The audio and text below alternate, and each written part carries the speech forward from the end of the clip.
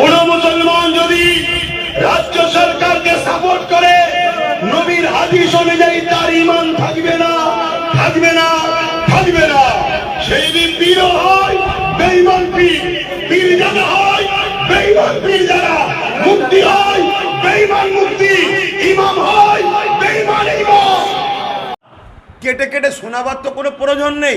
তার আগে যে বিজেপিকে সাপোর্ট করলে ইমান চলে যাবে সেটা বলছে না কেন? কেন ওটা বললে আব্বাস সিদ্দিকীকে তো বিজেপির দালাল প্রমাণ করতে পারবো না।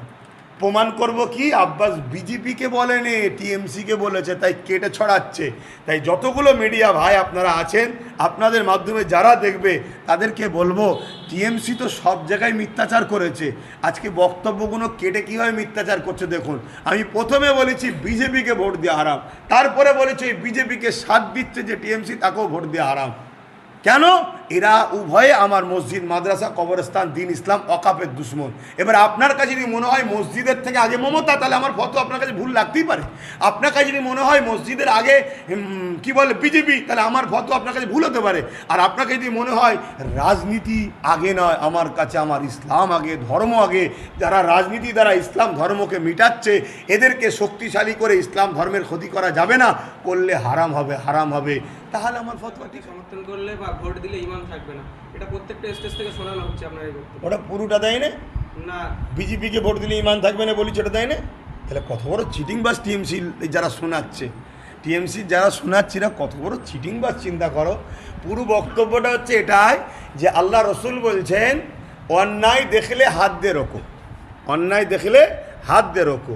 যদি হাতে রোকার ক্ষমতা না থাকে মুখ দিয়ে প্রতিবাদ করো, যদি মুখেও প্রতিবাদ করার ক্ষমতা না থাকে অন্তর থেকে ঘৃণা করো। আর অন্তর থেকে ঘৃণা করাটা হলো ইমানের একদম শেষ স্তর।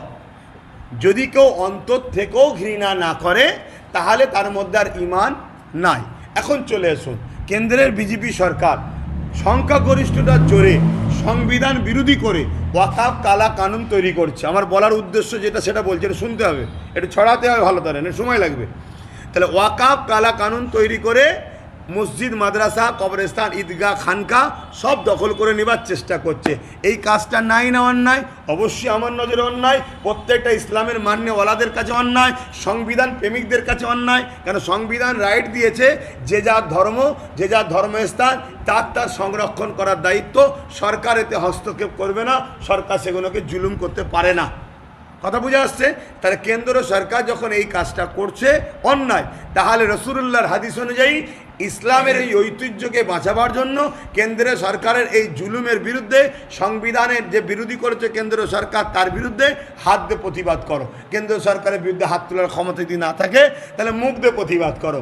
মুখেও যদি ক্ষমতা না থাকে তাহলে কেন্দ্র সরকারকে অন্তর থেকে ঘৃণা করো। এই তিনটের মধ্যে না থেকে কোনো মুসলমান যদি বলে কেন্দ্র সরকারকে ভোট দাও, কেন্দ্র সরকারের সাথ দাও, কেন্দ্র সরকারের সাথ দেয়, তার মানে কি? ভোট দিয়ে যদি তাকে জিতায়, তার মানে সে মসজিদ, মাদ্রাসা, দিন, ইসলামের যে ক্ষতি করছে, আরো বলো বলো, আরো সহযোগিতা করছে, সাথ দিচ্ছে। তাই ইসলাম অনুযায়ী, রসুলের ভাষা অনুযায়ী তার মধ্যে ইমান থাকতে, কেন এই অন্যায় বিরোধী না করে অন্যায়কে সাথ দিচ্ছে, ইমান থাকতে পারে না। এই কথাটা বলেই দ্বিতীয় অপশানে বলেছি রাজ্য সরকারের কি বক্তব্য? মসজিদ ভাঙবে বলছে, মসজিদের বিরুদ্ধে আইন হচ্ছে, বিজেপির বিরুদ্ধে তুমি বাংলায় প্রতিবাদ করতে পারবে না। তাহলে কথা ঠিক এমন, আমার মসজিদ ভাঙবে, আমি রুখতে পারবো না। তারপরে রাজ্য সরকার বলল কোরআন শেষ হয়ে যাবে, আমার উন্নতি শেষ হবে না। তারপরে কি বলল? রাস্তার কুকুরকে মিড ডে মিল দেবো, পথচারী কুকুরকে, মাদ্রাসার ছেলেদের দেবো না। তারপরে কি করলো? দুর্গাপুরে মাদ্রাসা বোলডুজার দিয়ে ভাঙলো। এটা কি নাই না অন্যায়?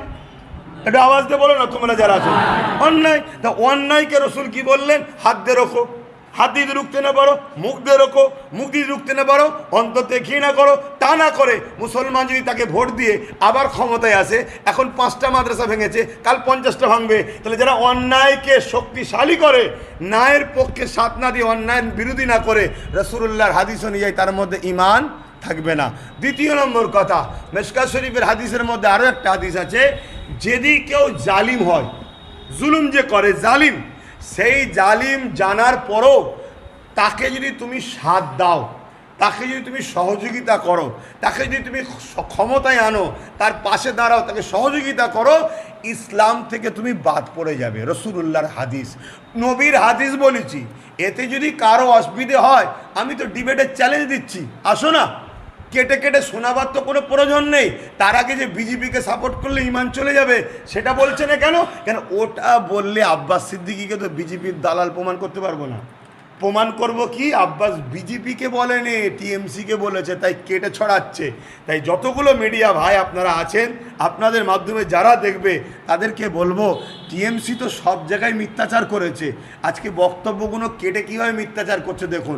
আমি প্রথমে বলেছি বিজেপিকে ভোট দেওয়া হারাম, তারপরে বলেছি বিজেপিকে সাথ দিচ্ছে যে টিএমসি, তাকেও ভোট দেওয়া হারাম। কেন? এরা উভয়ে আমার মসজিদ, মাদ্রাসা, কবরস্থান, দিন, ইসলাম, ওয়াকাফের দুশ্মন।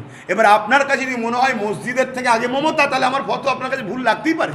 আপনার কাছে যদি মনে হয় মসজিদের আগে কি বলে বিজেপি, তাহলে আমার ফতোয়া আপনার কাছে ভুল হতে পারে। আর আপনাকে যদি মনে হয় রাজনীতি আগে নয়, আমার কাছে আমার ইসলাম আগে, ধর্ম আগে, যারা রাজনীতি দ্বারা ইসলাম ধর্মকে মিটাচ্ছে, এদেরকে শক্তিশালী করে ইসলাম ধর্মের ক্ষতি করা যাবে না, করলে হারাম হবে, হারাম হবে, তাহলে আমার ফতোয়া ঠিক আছে। এবারে আপনি বলবেন ওই হুজুর এই বলেছে, ওই মৌলানা এ বলেছে। আমি বলবো ওই হুজুর কবে বলেছে? প্রথম কথা বলবো। দ্বিতীয় নম্বর কথা, হাকিকাতে বলেছে না এডিট করে ছড়াচ্ছেন, এআই করে ছড়াচ্ছেন না, হাকিকাতে বলেছে? আর যদি বলে থাকে কবে বলেছে? তখন কি বলেছিল মাদ্রাসা শেষ, কোরআন শেষে হবে আমার উন্নতি শেষ হবে না?